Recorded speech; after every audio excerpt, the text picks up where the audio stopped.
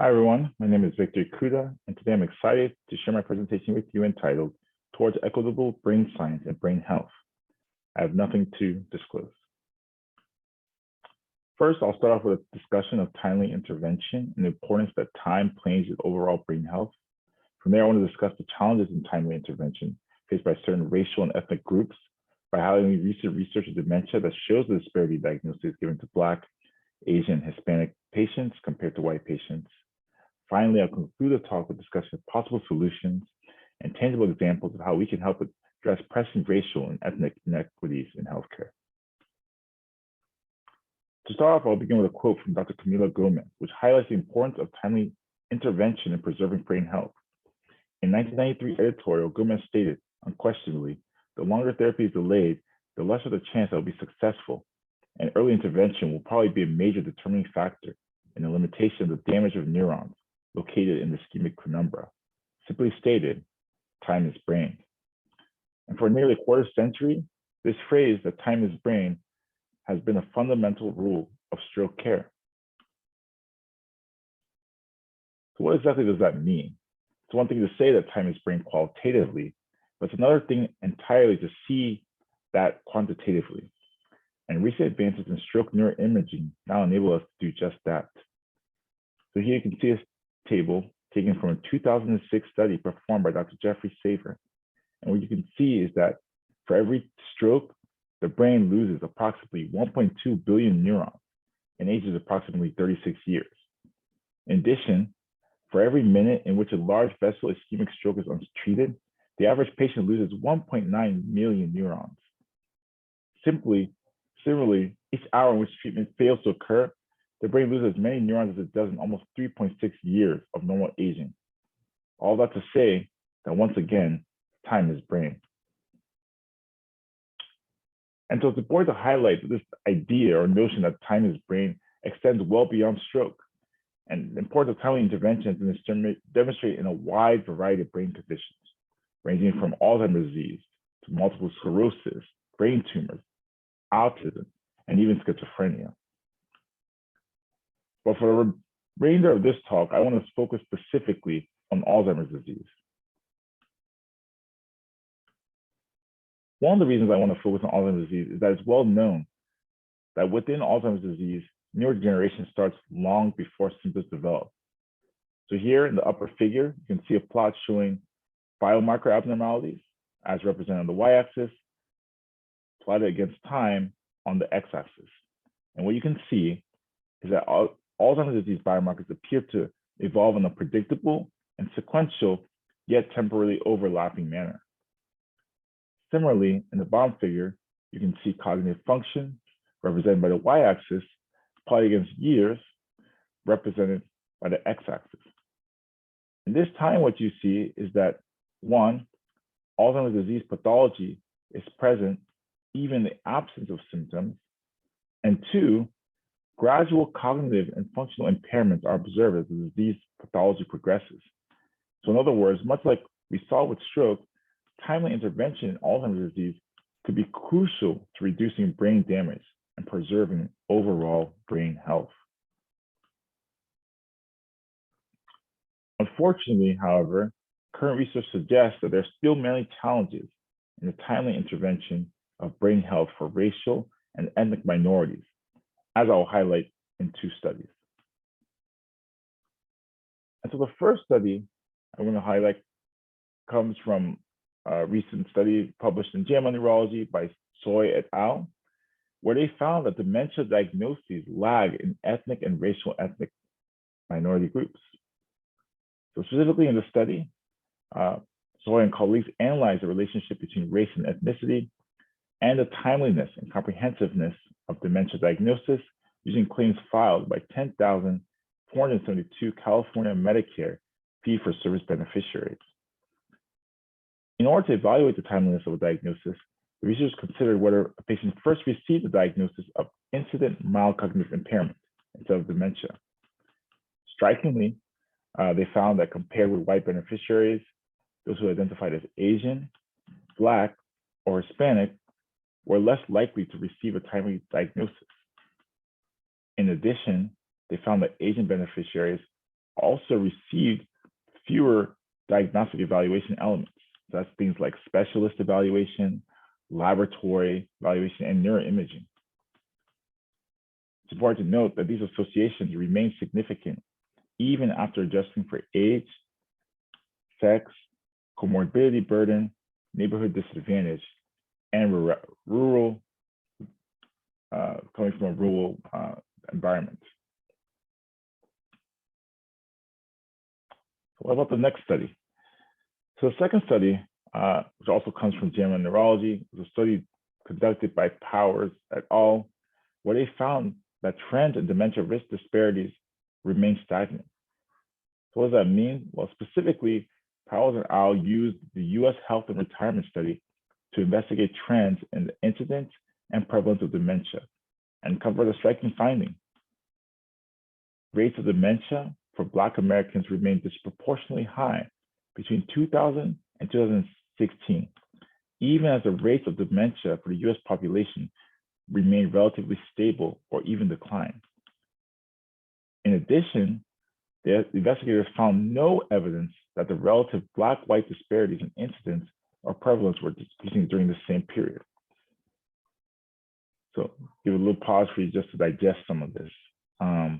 Taken together, these findings suggest that not only are racial and ethnic minorities disproportionately affected by Alzheimer's disease and other dementia, they are also disproportionately disadvantaged by lags in the timing and comprehensiveness of their diagnosis, choice which does not seem to be changing for the better.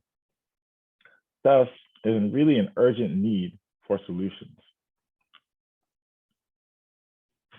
So right now, we're at a critical point. There's a window of opportunity for change. We can either implement timely interventions, or we can sit idle as the brain health of valuable members of our community continues to deteriorate. So what exactly can we do to help alleviate this problem? Well, the first solution, I believe, is to start by recruiting diverse populations in brain health research. So today, most of what we know about risk and protective factors for dementia, treatment effects, and biomarkers related to cognitive impairment is derived from highly educated, urban-dwelling, non-Hispanic white individuals. However, our population is changing as we speak.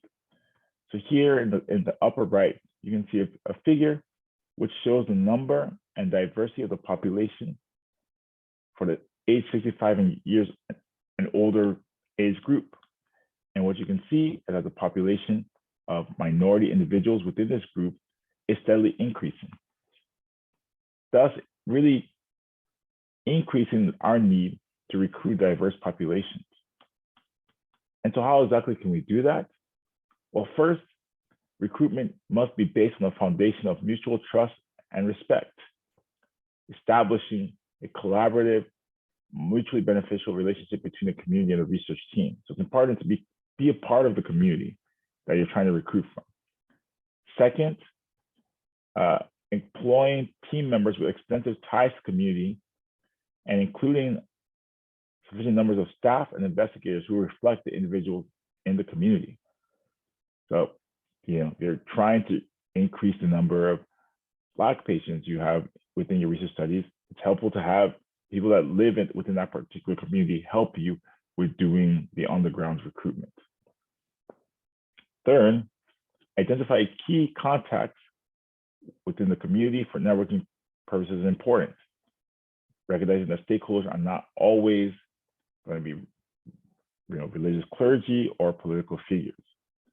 And so there are a number of initiatives going on currently that employ some of these strategies. A good one is, you can see the right, this program I'm a part of called the Black Men's Brain Health Scholars Program. And as part of this program, we are creating a Black Men's Brain Health Registry, something that we can use to increase the representation, specifically of Black men in scientific research. You can similarly find other registries for other underrepresented communities. So, helping to recruit individuals to join these kind of registries is something that can help with some of the inequities that we've talked about earlier. Second solution, which I think goes hand in hand with the first one, is really looking to increase representation or diversify STEM more generally. So previous research has shown that Black and Latino college students transfer or even drop out of STEM programs at higher rates than their white peers. And this, of course, leads to gaps in the pipeline of researchers that we see from these communities. So there's a really an urgent need to have more members of these communities in STEM. And so how can we do that? Well, I think as a trainee, you have a great ability to help by joining different STEM outreach or mentorship programs. You're going to these programs, sharing your experience as someone in science, as a researcher, how you got involved in STEM, showing your passion. These are all things that you can do to increase the representation of members of these communities. And to give sort of a personal example, currently, and for many years, I've worked as an instructor, neuroscience instructor for the MIT Office of Engineering Outreach Program. So a program that's geared to increase the number of minorities from participating in STEM. And within this program, 60% of our kids come from an underrepresented background, yet internal data shows that 80% of our kids go on to attend the very top institutions in the country, schools like MIT, Harvard, Yale, etc. And I bring that up just to say that outreach programs and mentorship programs work. You have kids who are disadvantaged who can go on to really excel, just having had either earlier science exposure or people that can offer additional mentorship. Next solution is educating underserved communities on brain health, and specifically culturally sensitive community education that empowers people, not just going to a community, providing factual knowledge about the disease, but really giving people the tools to improve their brain health. So things like healthy lifestyle recommendations that can help them to motivate, improve their overall brain health, wellness initiatives. Another example is pipeline and outreach programs that are specifically geared at brain health. So a great example is a program known as Hip Hop Stroke, which is developed by a neurologist. And this is a school-based health education program that empowers 4th to 6th grade children with the knowledge related to strokes.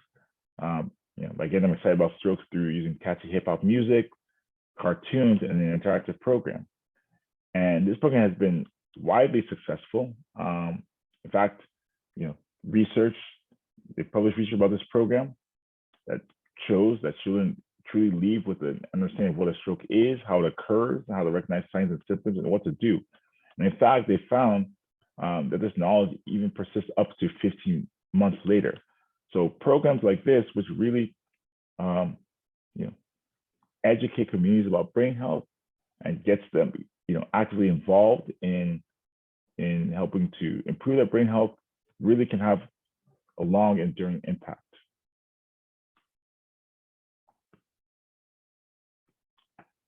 So the next solution is to conduct research to address structural and systemic root cause of disparities. And this is really where you can have an important role as a researcher. So as it currently is right now, we need a more comprehensive understanding of race-specific stressors, especially at the social, environmental level, and how these things sort of interact with brain health. And so by studying that as a researcher, you could uncover new insights into the social mechanisms that might underlie some of these health disparities that have contributed to brain health differences among groups. And so for the sort of last solution is helping to train clinicians and of course researchers to better meet the needs of vulnerable communities. So how exactly do you do that? Well, I think on the clinical side, making sure that physicians and other people, members of our healthcare team are aware of the disproportionate effect of dementia on underrepresented and diverse communities, and that they recognize the biases that the medical establishment has in the diagnosis and care of these underserved individuals. Researchers can help by investigating the best ways for healthcare professionals to tell patients about the results of different risk assessment or diagnoses in a timely and sensitive manner. So helping to really rebuild and restore trust in the medical establishment.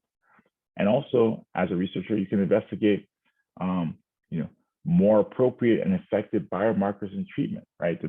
Some data suggests that there might be differences in the biomarkers for certain groups. And so, doing research about that and trying to, again, find ways that we can try to eradicate some of these disparities. And so to summarize my talk briefly, time is brain. Every second counts when it comes to the brain. And along with that, we talked about how timely intervention in stroke, but not just stroke, other brain conditions is important to preserving brain health. Research suggests that there are disparities in the timely diagnosis of Alzheimer's disease in minority populations, a trend that does not seem to be changing. And so ultimately, by intervening in a timely fashion, we can help to stop further damage to the brain health of these valuable communities. With that, that's the end of my talk. Thank you. I'll open up for questions. I also have some additional resources listed here if you're looking for opportunities to help improve brain health in these communities. Thank you.